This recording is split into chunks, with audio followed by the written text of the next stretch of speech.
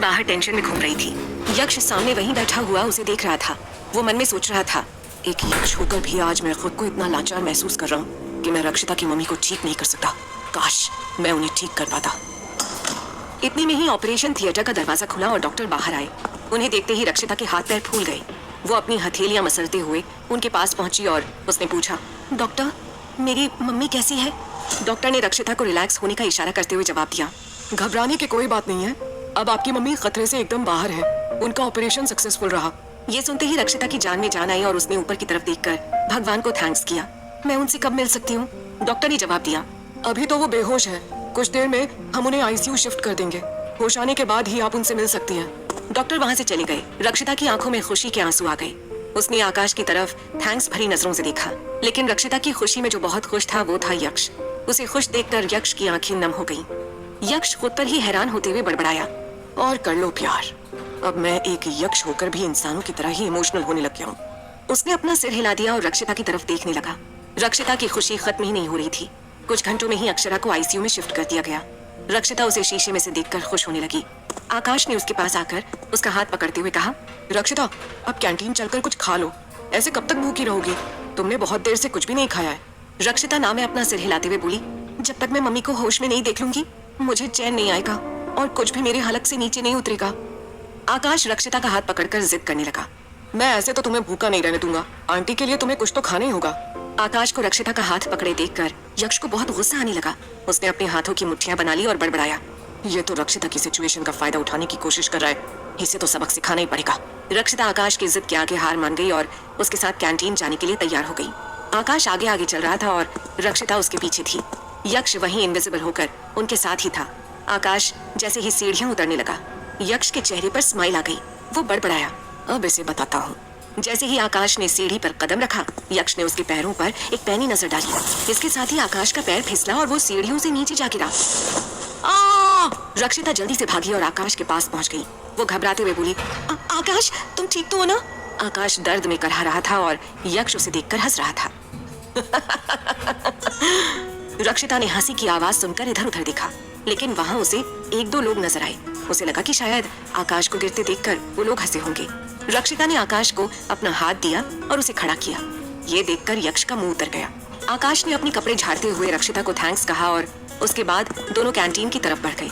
यक्ष बड़बड़ाया, अभी तो तुझे और भी परेशान करना है आकाश। यक्ष भी उन दोनों के पीछे पीछे कैंटीन पहुंच गया। आकाश ने खाने के लिए स्नैक्स ऑर्डर किए और साथ में कॉफी भी मंगवाई। आकाश ने रक्षिता के हाथ पर जानबूझकर अपना हाथ रख दिया। इस पर यक्ष का गुस्सा और भी बढ़ गया। वो मन में सोचने लगा, जिन हाथों से तूने रक्षिता को हाथ लगाया है उन्हें सजा मिलेगी, और वो भी अभी। कुछ देर में आकाश और रक्षिता की टेबल पर ऑर्डर प्लेस हो गया। रक्षिता जबरदस्ती आकाश की जिद के लिए थोड़ा बहुत खाने लग गई। आकाश ने जैसे ही कॉफी का कप अपने हाथ में लिया, वैसे ही यक्ष ने घूर कर उस कप की तरफ देखा। उसी टाइम आकाश के हाथ से उसका कप छूट गया और सारी गरम गरम कॉफी उसके ऊपर गिर गई और कुछ उसके हाथ पर गिरी। इससे उसका हाथ जल गया। आकाश खड़े होकर बोला, ओह शिट, ये क्या हो गया? यक्ष मंद मंद मुस्कुरा रहा था। आकाश जल्दी से वॉश बेसिन के पास गया और नल चलाकर पानी के नीचे अपना जला हुआ हाथ कर दिया, जिससे उसे थोड़ा आराम मिला। रक्षिता ने उसके करीब आकर पूछा, तुम ठीक तो हो ना आकाश? आकाश ने अपने हाथ की जलन को छिपाते हुए कहा, मैं ठीक हूँ, चलो खाते हैं। दोनों अपनी टेबल की तरफ मुड़ गए, लेकिन जैसे ही वो लोग वहाँ पहुँचे, आकाश हैरान रह गया। उसके खाने की प्लेट ही वहाँ नहीं थी। वो गुस्से में बोला, अब मेरे खाने की प्लेट कहाँ गई? यक्ष उसकी हालत देखकर बड़बड़ाया, और पास जा रक्षिता के, देख उसके बाद मैं तेरा क्या हाल करता हूँ। रक्षिता आकाश का मूड सही करने की कोशिश करते हुए बोली, आकाश शांत हो जाओ, कोई गलती से तुम्हारी प्लेट ले गया होगा, मैं तुम्हारे लिए कुछ और खाने को लेकर आती हूँ, और साथ में कॉफी भी। ये बोलकर रक्षिता वहाँ से चली गई। आकाश वहीं बैठकर रक्षिता को देखता रहा।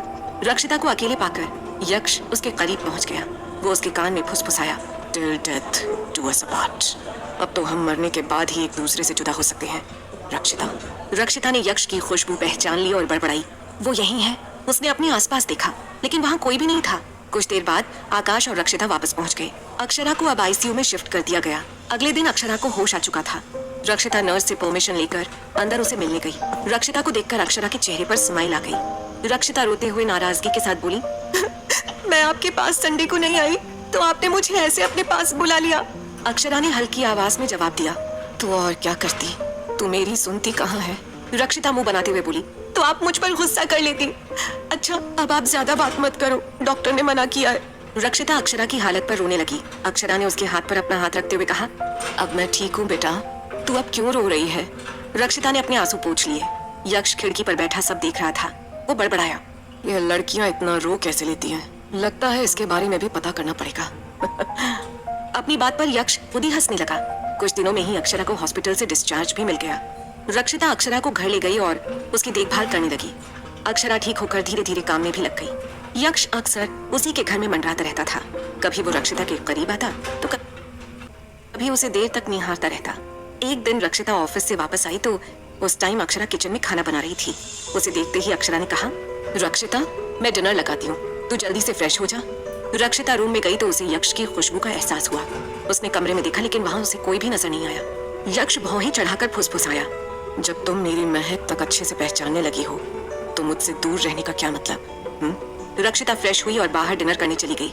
अक्षरा ने बात छेड़ते हुए कहा, रक्षिता अब मुझे इस घर में नहीं रहना।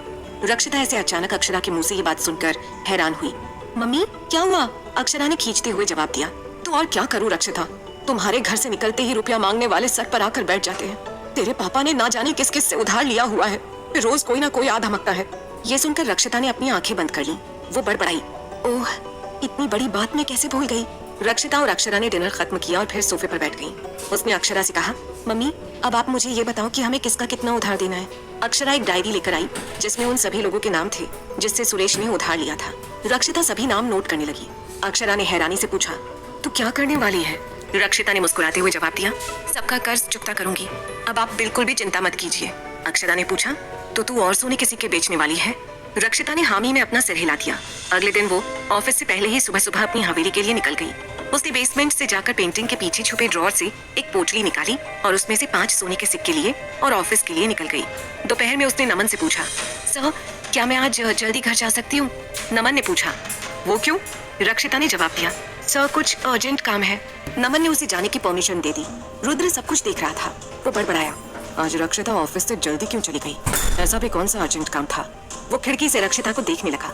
रक्षिता ने कैब में बैठने से पहले अचानक पीछे मुड़कर देखा तो उसकी नजर रुद्र पर गई। उसे उसकी गहरी आंखें खुद पर महसूस हो रही थी, लेकिन रक्षिता ने रिएक्ट नहीं किया। वो जल्दी से उसी ज्वेलर की दुकान पर पहुंच गई जहां वो पहले भी सिक्के बेच चुकी थी। उसने उन्हीं को वो सिक्के बेच दिए, जिसके बाद रक्षिता के पास काफी रुपए जमा हो गए। घर आने के बाद रक्षिता सबसे पहले उन सभी पड़ोसियों के घर गई जिनसे सुरेश ने कर्ज लिया था। वो सभी हैरान थे कि रक्षिता ने पूरा उधार एक साथ दे दिया। उसके बाद वो एक सेठ के पास गई। सेठ ने सिर उठाकर देखा और वो रक्षिता को वहां देखकर हैरान होते हुए बोला, तो आपको अपना चेहरा दिखाने की फुर्सत मिल ही गई। मैंने तुम्हारी मम्मी को ना जाने कितने कॉल किए, लेकिन हर फोन में बस एक ही जवाब मिला, हम जल्दी आपका उधार चुकता कर देंगे। अब ये बता दो कि तुम भी यही बोलने आई हो क्या? रक्षिता ने उस सेठ का कोई भी जवाब देने की बजाय अपने पर्स से रुपए निकालकर सामने टेबल पर रखते हुए कहा, ये लीजिए, पूरे हैं, चाहे तो गिन लीजिए। रुपए देखकर सेठ के चेहरे पर चमक आ गई और वो अपनी टोन बदलते हुए बोला, अरे बिटिया, मुझे तो पता था कि तुम मेरा उधार चुकता कर दोगी। रक्षिता ने सेठ की ओर घूरते हुए देखा और उसे बिना कोई जवाब दिए ही उठकर चली गई। लेकिन उसे ये नहीं पता था कि यक्ष वहीं मौजूद था। उसे सेठ के ऊपर बहुत गुस्सा आया। इसकी इतनी हिम्मत की रक्षिता से इतनी बदतमीजी से बात करे। यक्ष आगे बढ़ा और उसने सेठ के मुंह पर थप्पड़ मार दिया। सेठ उठकर खड़ा हो गया और चिल्लाते हुए बोला, मुझे थप्पड़ किसने मारा? यक्ष ने उसे एक और थप्पड़ मारा। सेठ रोते हुए बोला, ये मुझे कौन मार रहा है? उसने रुपए उठाए और वहाँ से भाग गया। ये देखकर यक्ष हंसने लगा। रक्षिता घर पहुंची और उसने अक्षरा को हक करते हुए कहा, मम्मी अब चिंता की कोई बात नहीं है, आज हम कर्ज मुक्त हो चुके हैं। अक्षरा की आंखें भर आईं और उसने रक्षिता को अपने गले से लगा लिया। वहीं यक्ष अपने रूम में पहुंच चुका था और आधी रात को अपने कमरे में चहलकदमी कर रहा था। उसके माथे पर चिंता की रेखाएं उभर आईं। वो आईने के सामने जाकर खड़ा हो गया। मेरे साथ ऐसा क्यों हो रहा है?